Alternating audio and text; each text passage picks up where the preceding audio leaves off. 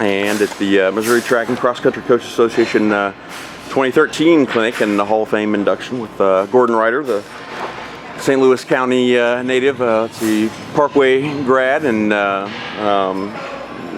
longtime coach at many different stops. Success at the Parkway schools, Parkway South and Missouri Baptist, and now at helping out at WashU. And as you look back, I didn't realize you obviously met a couple of years ago, but didn't realize that you had quite the athletic careers you did, even later on in life. Man, I'm going to have to hear more about some of these Masters USA World teams and some of those achievements. But I enjoyed your speech hearing about encouraging people to do that, because I think a lot of times athletes get away from it and get into coaching. You kind of forget about the excitement and the fun of that. Tell me just briefly about that later stages in life of competing and having success. Right. Well, it so happens that as I look back over it, I realized that I actually did have a chance to play track and field. Sure. Play in quotation marks. That was my love athletically, and I had a chance to do that in 5 decades. In the 60s, I was high school, college, and in the 70s, I ran in those mini meets, and then got into the Masters. And in the 80s, I did that. In the 90s, I did that, and now I'm 20. And each time, each decade, gave me some very fulfilling moments athletically. And then, as I said earlier, just maybe a late bloomer, maybe blessed with decent, pretty good genes. Sure. But it also the passion that I have for the sport as a coach even really drives me and motivates me to do the training and to compete and to see all the people and have a relationship with many different men and women athletes all over the world. And so it's really what it's done for me, what I've done for Masters track and field. Right. My performances are good. They're not. I didn't get a gold medal each time. Yeah, sure. But I met a lot of really decent people who love track and field as much as I do. Right, right.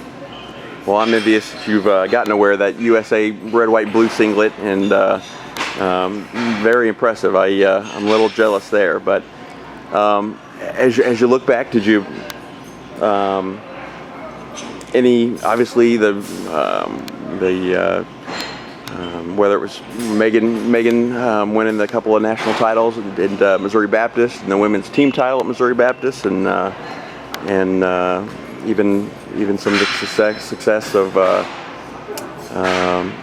high school days. What just kind of stands out, and not maybe most successful, but just maybe one of the top couple of fondest things that you look back on?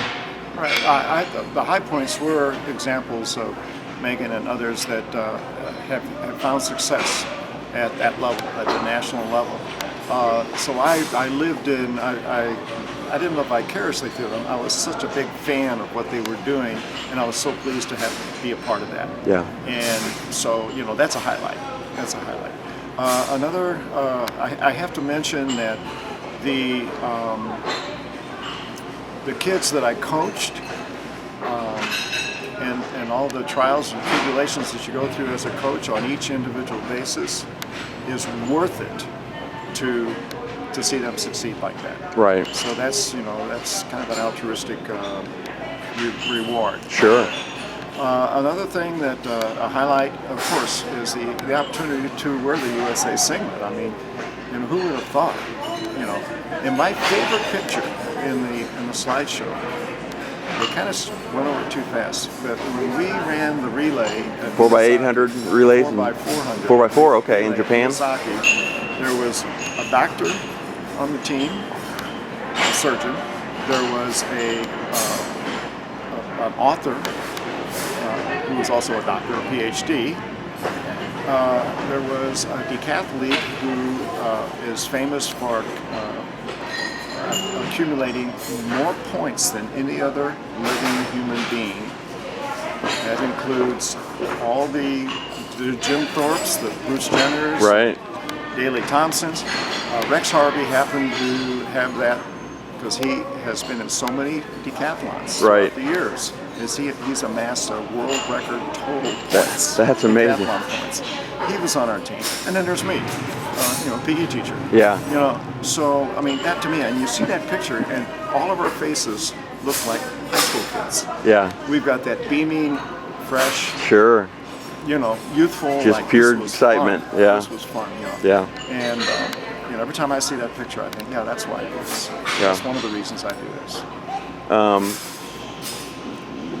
When you look back at all the athletes you work with and as they go on, and obviously we ideally we love to stay in touch and keep up with them, people, but what do you hope that the people that you work with and your athletes and former colleagues and coaches, what were they got out of you or took with them from their experience or time with you?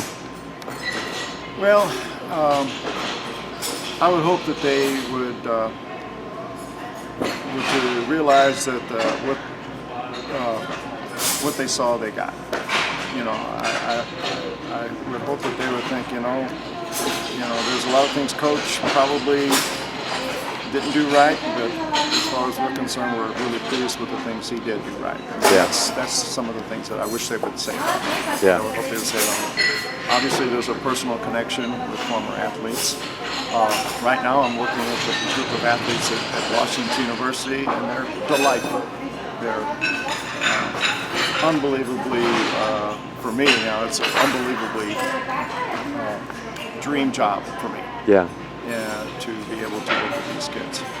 And so, I look back over my career and I really do. I have no regrets. I have no regrets. And your experiences, I'm jealous of. You coached the high school and NAIA and the Division III level, and your Masters competition worldwide. You've really had a vast array of experiences, and even the different types of people that you've worked with, and student athletes. I'm sure very different backgrounds, and even as Coach Lohr pointed out. Yes. So I'm sure you get to enjoy and see a lot of those. Whether they're athletes like you that are just from St. Louis County, that are competing, or Right. from across the country, or across the world at WashU. There's no doubt. The sport does offer diversity. Yeah. It definitely does. Athletics, sports offer diversity. And to be able to have that as my career, as my life, passion, it's been good. Yeah. Like I said, I've been having one of those days. It's a great day, and I really have enjoyed my career.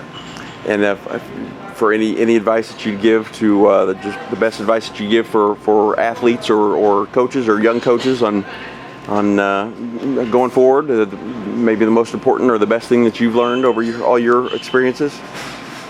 I can't put it. I don't know if I have to think about that. Okay, sure. One sentence or one. How about one or two small things? I would say follow your passion. You use your passion to, whatever it may be, passion for sports or passion for artistic endeavors, whatever your passion is, if it comes from the heart and you are motivated to take risks, to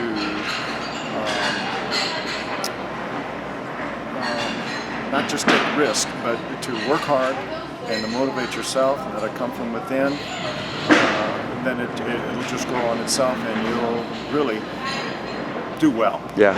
You'll really do well. If it's not fun for you, don't quit right away. Give us, put a time and say, I'm going to try this for another 2 weeks, see if what I can do to make it fun. Talk to your coach. But if it truly is your passion, you'll stick with it. Yeah. Well, I appreciate the time and the advice, and I look forward to hearing some more of your stories that I'm sure are fascinating to me and other track and field fans. So. Okay, well, thank you. All right, appreciate the time, and congratulations, Coach Reiter. I do. Thank you.